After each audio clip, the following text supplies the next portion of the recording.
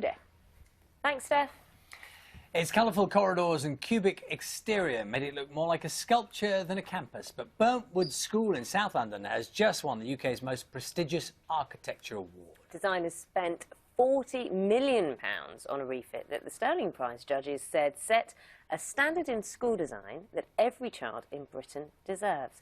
Well, we're joined now by Harriet Harris, who's an architect, and you've taken a good look at Burntwood in terms of your architectural eye. Welcome to the programme. Absolutely. I think what you've just said is really important, the fact that it's the kind of learning environment that every child deserves. It's phenomenal that this prize, which is what every architect in the UK covets, making a contribution to British architecture, has been awarded to a school. It's a public building, it's accessible to everyone, it's not an exclusive space. And in fact, the learning environment and how it's been designed allows children to focus more effectively, have a sense of identity and belonging in terms of the space that they're learning in.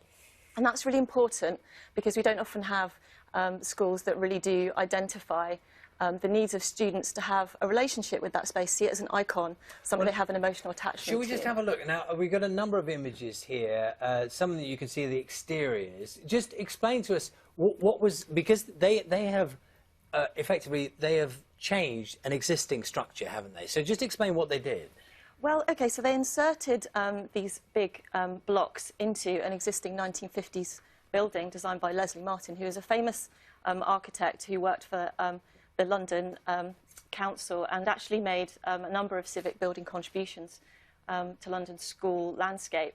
And what's most interesting about the building is that, as you know, I'm quite fond of stroking concrete, and it's taken concrete and, again, done something really innovative with it. It's referenced the original concrete structures of the space designed by Leslie Martin, but done it in a very sensitive and also innovative way.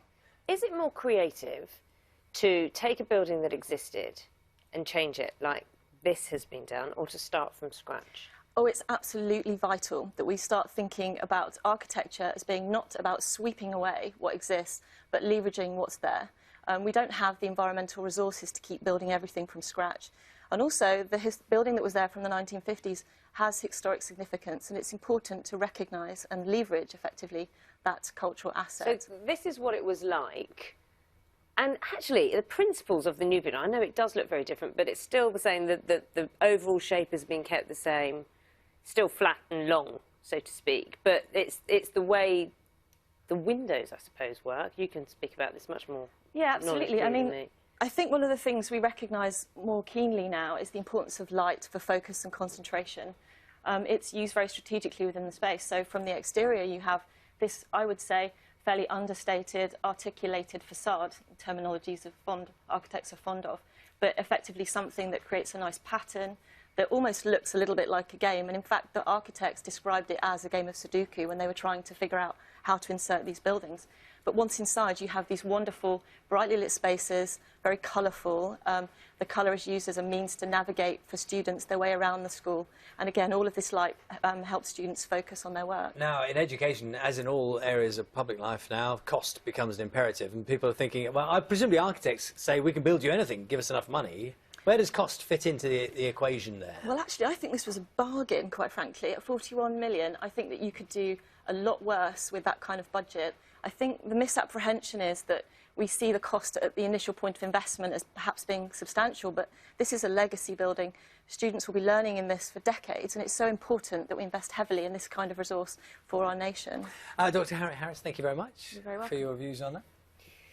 Let's find out what's happening on the Victoria Derbyshire programme this morning. Jane Hill is taking the helm. Morning, Jane.